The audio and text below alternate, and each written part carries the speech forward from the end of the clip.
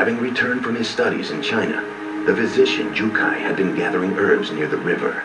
To his surprise, he came upon a barrel floating by, carrying in it a tiny infant. Perhaps it was his medical training that urged him to save the child, or perhaps it was human instinct, but Jukai did not hesitate but for a second before he rescued the child from the barrel. Yet upon examining the child, he was at a loss for words, for he did not know any medicines that could help this cursed infant. However, as Jukai fed the child, he watched the infant sip at its porridge.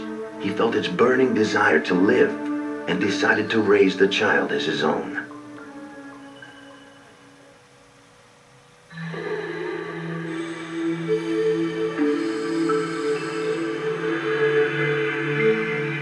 One day, a strange voice buzzed in Jukai's ear. "Feed me, feed me," the voice pleaded. He looked around in search of the source of the voice. The infant was staring straight at him with its empty eyes. "Could it be?" he said aloud. "Were you the one speaking to me?" "Yes," the voice echoed in his mind. Jukai realized that the child could speak directly to his mind. From that day forward, Jukai communicated with the child telepathically and taught him everything he needed to know about living in this cruel world. When the child turned 3, Jukai made a decision. He decided to operate on the child. He would use all his medical knowledge to give the child everything he was missing. Arms, legs, eyes, nose, ears, everything that the child lacked. He began the operation. After many, many hours, a miracle happened.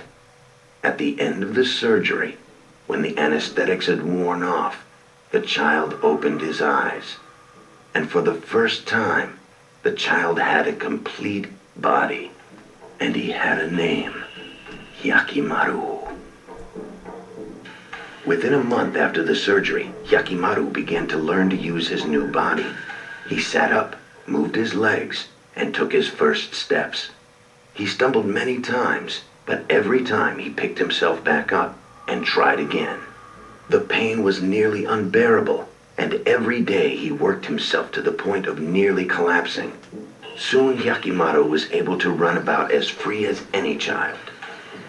When Hyakkimaru turned 6, Jukai had been watching him run and play like any child would. Despite the fact that he could not see, he knew at that moment that with such wondrous gifts, a strange and fantastic destiny would surely be awaiting Hyakkimaru. As Hyakkimaru grew older, strange things began to occur. Demons began to appear all around them, watching their every move. When Hyakkimaru turned 18, he visited a local temple.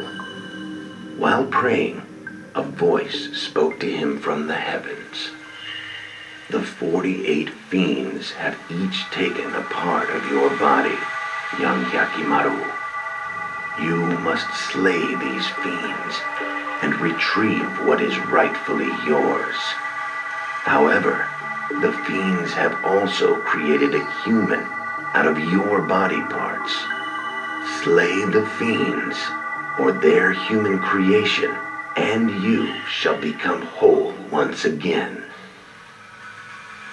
Hyakkimaru, sensing the seriousness of the situation, sat down to speak with Jukai. Hyakkimaru knew that the fiends were after him. He knew it was because of his special powers that the demons wanted him dead. Even though he had artificial limbs and could not see nor hear, he could see things with some sort of innate sixth sense. He knew that the fiends considered him a threat and would do anything to get rid of him. Hyakkimaru decided that he must seek out the fiends and destroy them. To help him accomplish this, Jukai decided to perform one final operation on Hyakkimaru. He fitted Hyakkimaru's body with various powerful weapons. As Hyakkimaru prepared to set off on his quest, Jukai warned Hyakkimaru of the dangers he was sure to face. He explained that fiends lived off of human suffering and grief. He told Hyakkimaru that if he encountered any peoples burdened with inexplicable pain or suffering, chances are he would find a fiend nearby.